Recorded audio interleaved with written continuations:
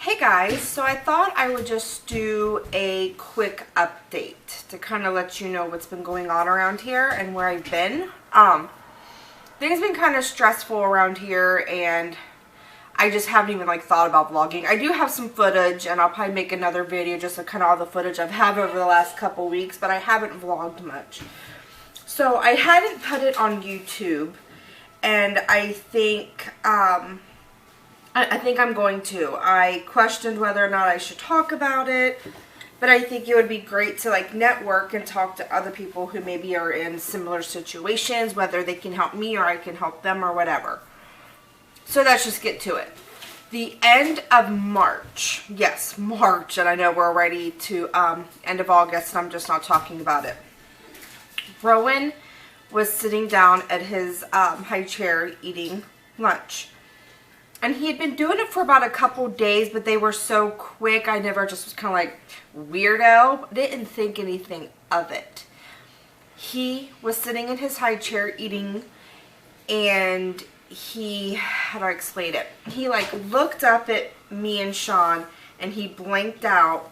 His arms went out in front of him, and he went, and it lasted for a good 20 seconds. So I'm like, okay, what was that? And Sean saw it too, because it was really, really strong and kind of a violent shake. So I'm like, okay, let's just watch him. He did it again and again, and he did it 5 times. And me and Sean were dropping plates, running to him.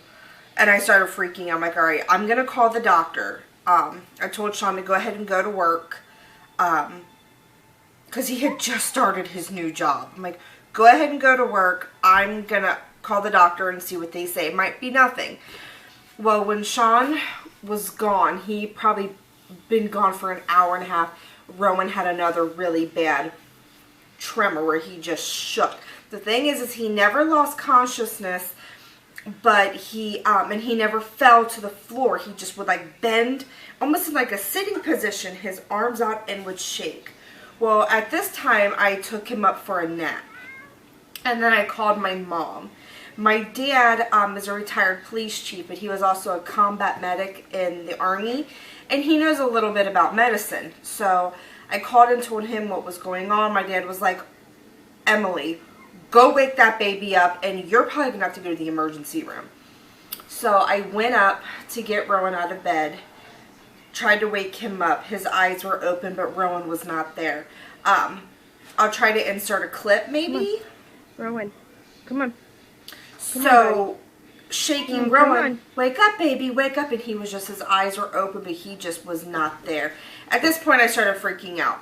I probably, in hindsight, should have called 911, but I called the doctor instead. Because I don't want to be like that dramatic mom who, takes their kid to the doctor every time they sneeze.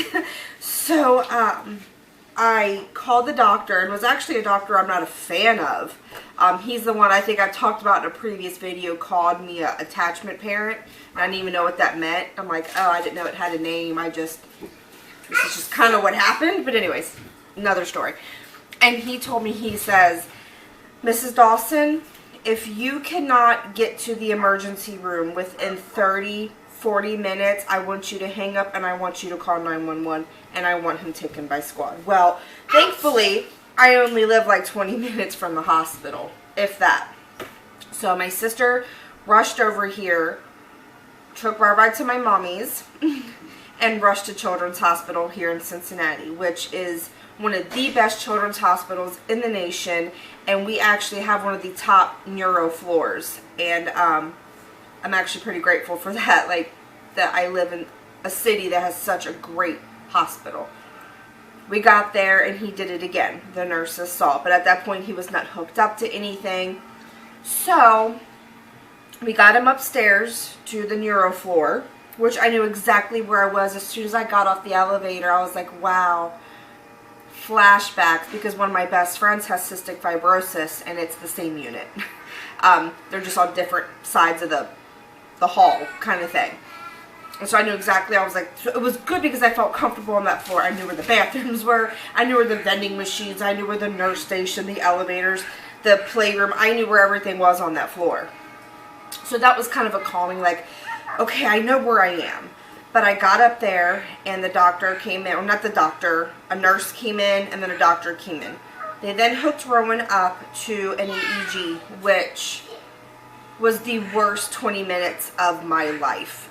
I had to step back and just be Rowan's mommy. They took about 4 nurses, had to kind of pretty much tie Rowan to like a board. It was horrible. And my husband, Sean, was right there and was so strong and to get that EEG on his head. Maybe I'll insert a picture. So it was terrifying, and we had to be there 24 hours. I was exhausted. I hadn't eaten. The nurses were so good to me. They were constantly bringing me in coffee. As soon as the EEG was done, I teared up, but I never broke down. I had to stay strong for my man. So the nurses came and were like, Mom, you did great. We're going to keep the coffee hot for you. And they did. They kept it fresh. They kept it hot. And they kept it coming. And they were so good to me. Well, now here we are in August. He has them still, but I mean, he will go 3-4 days without them. And they are not a daily occurrence. And they never happen bam, bam, bam like they did that day. Like I said, that day they were like 4 or 5 in a row. They've never lasted that long since. So now the neurologist wants to do a 3-day, 72-hour EEG where we have to pretty much sit in a box.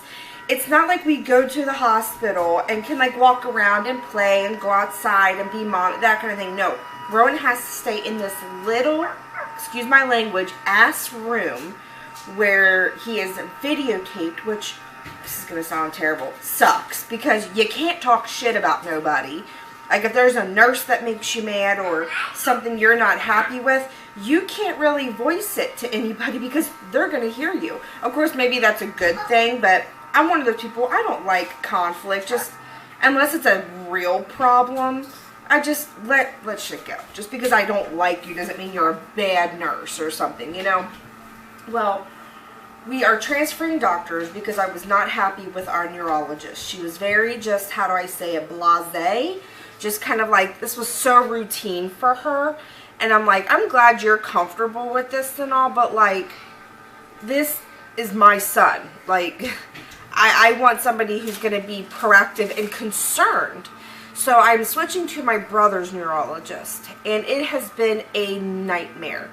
I wanted to see a neurologist before we did the 3-day EEG because I want to make sure this 3-day EEG is even necessary.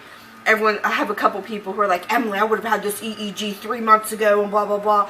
Well, because it's like, not like Rowan falls and collapses and loses consciousness, or it's not like a big, like they just are like these shudders.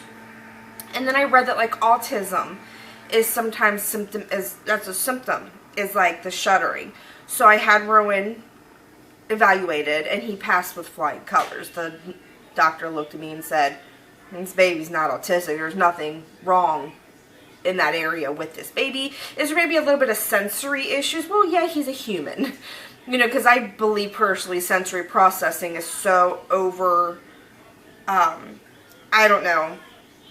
It's just, everybody's got something. I know me personally, I can't stand my hands to be wet. If like I'm cooking or cleaning or something, I'm constantly drying my hands. Or if like it's raining out and I have flip-flops on and the bottom of my jeans get wet, it drives me crazy. Or if I'm nervous, I curl my toes in my shoes. And I find that if I'm bored, if I'm like in a waiting room, if I'm just sitting there, I'll find myself counting shapes within shapes. And according to all of that, I'm autistic. I'm not autistic, or I have sensory processing disorder. So I feel like everybody has some level of a sensory thing, because we all have our quirks. Nobody's normal. It'd be a pretty boring world if we were all normal. But I'm making this really long, and I'm sorry about that. But long story short, we're supposed to have the EEG, and I'm still honestly debating if I want it or if it's just something I should kind of just let go and see how it goes, and if these continue or if they get worse, maybe do that. Or or maybe it's just something he's going through and he'll grow out of. I don't know. Comment below if you guys or know anybody who's gone through this, because it's, you know, it's a non-invasive test. It doesn't hurt him, but it's very stressful, and it's stressful on both parties. Like, I will be stuck in a little box for 3 days straight, and I'm not going to be relieved by anybody. I'm not leaving my baby, not for 1 second. Unless he's sleeping, then I'll pee. But I'm not leaving him. So, it's just one of those things. Like, you know, Rowan's having seizures, and I don't know what I want to do about it. If, like I said, if I should go ahead and go with the EEG and have it done. I really want an MRI, but they are kind of giving me crap about it because he's so young. He would have to be intubated and like pretty much knocked out for it, and that has its own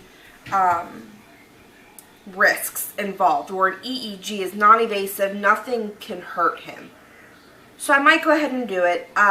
We're still kind of praying about it, thinking about what we want to do, what our next step is going to be. So that is what's going on with Rowan, and that is kind of what's been going on around here, and I've been very stressed out about it. So, like I said, if any of you are going through something like this or know somebody who is, I would love some feedback. I would love to hear what you went through, what your experiences were. Did you go ahead and do the test? If they were just like having, what they're calling them, shudders, or they're calling them spells, or not even calling them seizures, because the EEG when we were in the hospital didn't pick up anything. So we kind of want to see what's going on, or do I just want to let it go and kind of just see what happens? I don't know. Might make me sound like a terrible mom. I don't know. But like I said, comment below. Tell me what you guys think, your opinions, your thoughts. But I'm going to go ahead and go for now. It is 4:30. I'm starting the kids some dinner because we have preschool orientation tonight for Rowan. So, like my daily bump swag that I'm rocking. So, alright guys, but I will see you guys later, and I hope you're having a good day. Alright? Bye.